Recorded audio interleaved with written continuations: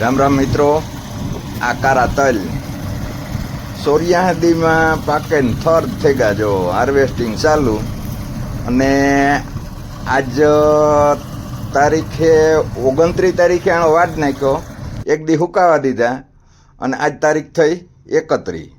એટલે આજ ઓઘલ્યા કરવાનું સારું કીધું.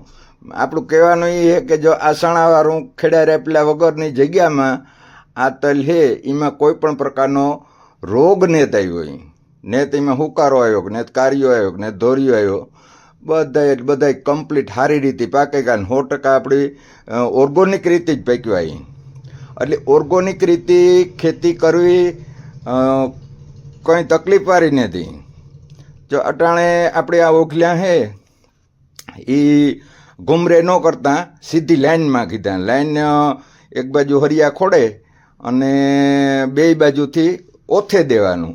એટલે આ વાવડો બાવડો આવે અને પડે તો તરફારિયામાં પડે, અને આ રીતે બે બાજુ લાઈન છે એની સીધી રાખે અને હરિયા ખોડે દીધા. સ્પ્રિંકલરની લાઈન પડી તો એનો ઉપયોગ આમાં લઈ લીધો.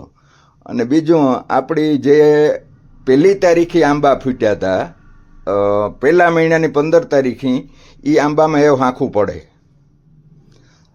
તો આ આંબાની અંદર આપણી જે પાણી આવે ને એ ગાયોનું જે અથાણ છે એ અથાણમાંથી અને પછી તલમાં પાણી જાય. તો એ અથાણનો જે ભાગ છે એમાંથી ગૌમૂત્ર છે, સાણ છે, એનો પ્રવાહ છે એ એમાં જાય. પછી આપણી જે સાણનો રેડ પ્યાતા હોય એ પણ ધોરિયામાં ના થઈને જતો હોય.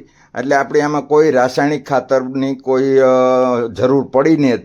અને આમાં જે કંઈ આપણી દવાનો જે કંઈ ઉપયોગ કરેલ છે અગાઉ એ પણ 100% ઓર્ગોનિક, કેમ કે આપણી ઘર માટે ખાવાની છે, આ કોઈ વેચવાની નહીં. આપણા હગા વાલા મિત્ર કોઈ પણ હોય એની તાકે આપણી ખાઈએ અને એ ખાય અને મજા આવે એવી કેરી થાય એકદમ હાઈ કલા.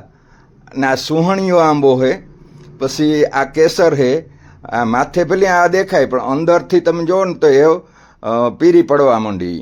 તો મિત્રો આવજો, ટાણું છે કેરીયું ખાવા.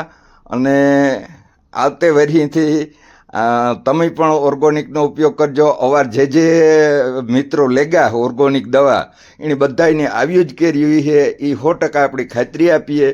અને આવો ને આવો વિડીયા જો